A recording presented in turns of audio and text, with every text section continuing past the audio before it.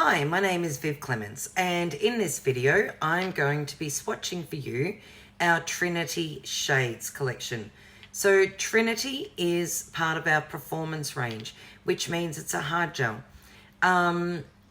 Therefore it can't be soaked off. So in order to remove it, you would either need to use a hand file or an e-file. The Shades collection come in 3 different colors or shades. There's a warm pink, a cool pink, and a neutral. With with Trinity in general, as well as the shades, the reason they're called Trinity is they are a 3-in-1, which means they contain a bonding agent, which is your base. They are a builder to create your structure, and they are a top gel, which means you just have to wipe off the dispersion layer, tacky layer, and you have a high shine finish.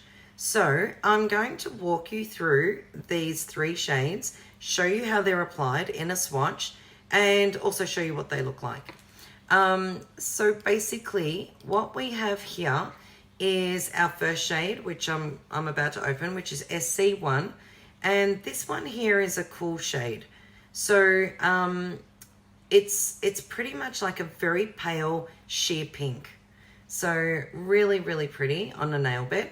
This one here is SN1, and this is our warm pink. So again, it is sheer. It looks dark in the pot, but it is sheer when it applies. There is a little bit more color to that one though. And this one here, SW1, is our neutral tone. So again, very sheer. So now you'll see the application that we're about to go into of the 3. What I've done is, I'm starting with the cool pink.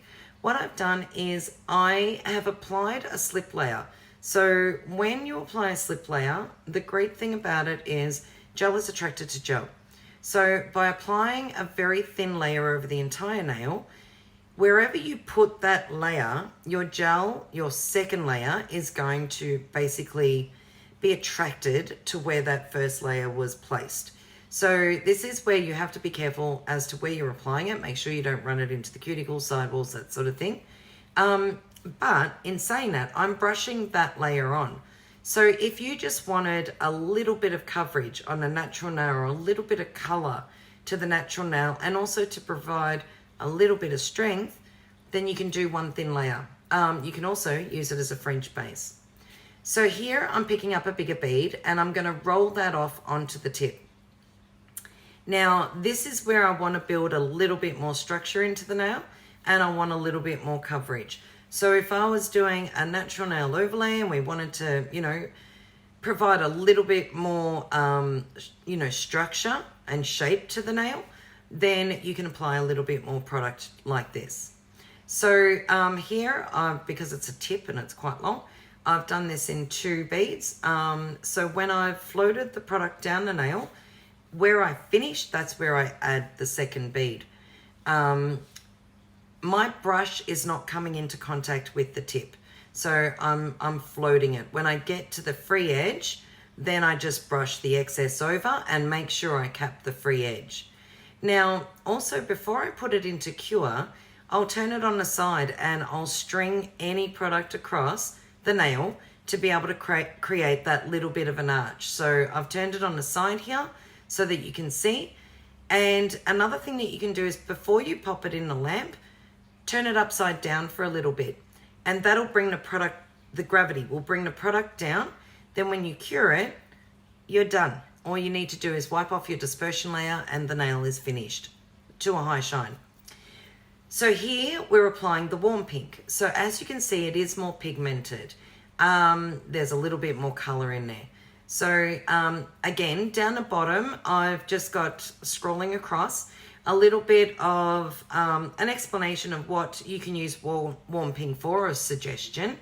Again, every client is different. So, sometimes you can follow these rules, but find that one of the other colors suits them really well, or they prefer another color. So really, it's personal preference, but this is your general guide. So this is the slip layer, and as you can see, there is a little bit more color there. So yeah, you could use it, like, for example, if someone can't wear polish for work or whatever, but they want that little bit of extra strength, it's a beautiful alternative.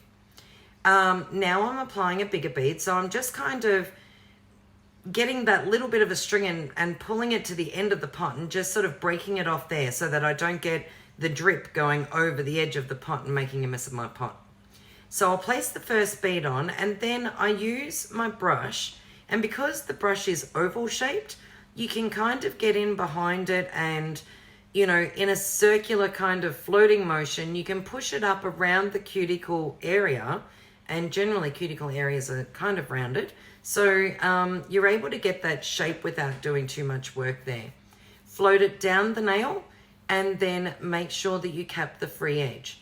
So again, you can see there's a little bit of extra product build up on the free edge, and I'm just coming back.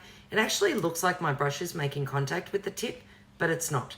So I'm turning it upside down to allow gravity to pull it into the center of the nail, because what I want to do is I basically want to finish that nail, cure it, and then just remove the tacky layer and my nail's finished.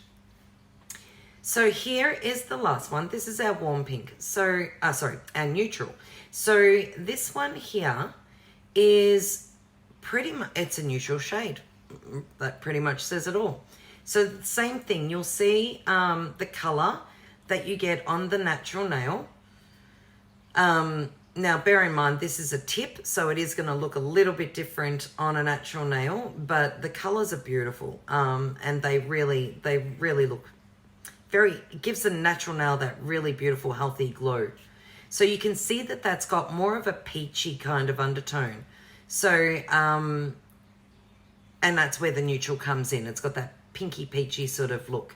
So here, I'm going to build it, and the same thing. So as I was saying, I use the tip of my brush just to kind of, in a circular motion, roll it up into the cuticle area, and then I start pulling the product down. And I always keep the finger on a 45-degree angle so that the product will run down the nail rather than up into the cuticle area.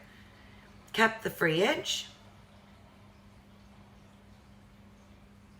and then turn it on its side, or turn the finger on its side, and have a look at it from both sides. And this is where you can string it across just to level out that nail and give you that beautiful natural looking arch. So once they're finished, and these three are finished, I'm just going to remove the dispersion layer, which I'm doing now with a little bit of prep and wipe. And there's your high shine finish. Done. So perfect for people who just want a little bit of color, a little bit of strength. So easy. There you go. So that's the three of them. Now I have finished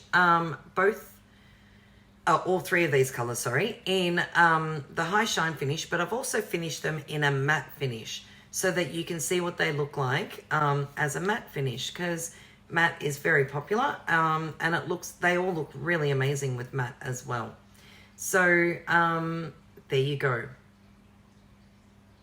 So you can get a really good effect either way, with the high shine finish or with the matte on finish.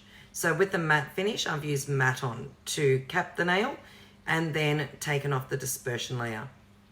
So I've gone straight over the Trinity after it's been cured and then removed the dispersion layer. So there are Trinity shades. They, as I said, are beautiful for so many things, whether you want to use them as a base for a French, whether you want to use them as a little bit of color on a natural nail bed, you know, or to cover, you know, any, you know, color discrepancies on a nail bed. Totally your, you know, up to you what you want to use it for. So, yeah, I hope you enjoyed this swatch. You can find these products at your local distributors. All right, so everyone take care, stay safe, and see you soon.